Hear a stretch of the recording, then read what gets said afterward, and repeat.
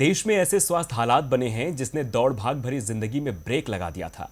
सरकार ने सारी चीजों पर पाबंदी लगा दी थी, लेकिन अब धीरे धीरे पाबंदियां हटनी शुरू हो चुकी हैं। शादी समारोह जैसे आयोजनों में 50 लोगों के इकट्ठा होने की अनुमति दी गई थी, लेकिन अब जल्द ये रोक हट सकती है और शादी समारोह में पहले की तरह धूम देखने को मिल सकती है, क्योंकि केंद्र सरकार के एक मंत्री ने इसकी पैरवी की है।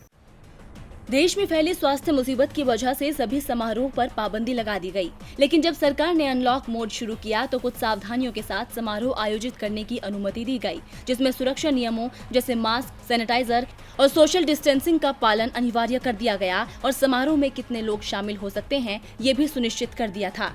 लेकिन इस बीच लोगों के शादी में शामिल होने को लेकर एक खबर सामने आ रही है। जी हां, अब पहले की तरह धूमधाम से शादियां हो सकेंगी। शादी समारोह में 50 से ज्यादा मेहमानों की शर्त खत्म होने वाली है। जितने चाहे मेहमान बुला सकेंगे, बस आपको उससे दोगुनी क्षमता का समारोह स्थल तलाशना होगा, क्योंकि अब किसी भी हॉल या विवाह स्थल की 50% क्षमता के बराबर ही मेहमानों को बुलाया जा सकेगा। इसी तरह अब 5 महीने से बंद पड़े सामाजिक, सांस्कृतिक, राजनीतिक आयोजन भी शुरू हो सकेंगे।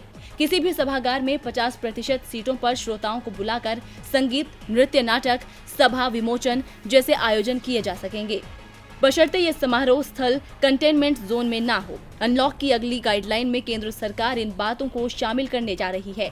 25 मार्च से लॉकडाउन लगने के बाद इन गतिविधियों पर प्रतिबंध लगा था। दरअसल इन बातों को इसलिए भी हवा मिल रही है क्योंकि ये बातें किसी और ने नहीं बल्कि केंद्रीय पर्यटन मंत्री प्रहलाद पटेल ने कही है। केंद्रीय पर्यटन मंत्री प्रहलाद पटेल ने बताया, पर्यटन व संस्कृति के क्षेत्र कोरोना के चलते सबसे अधिक प्रभावित होने वाले सेक्टर में से हैं।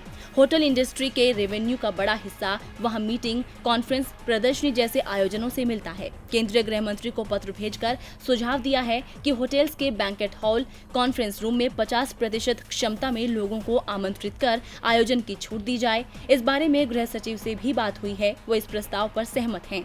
अनलॉक के अगले आदेश में इन बातों के शामिल होने की पूरी संभावना है।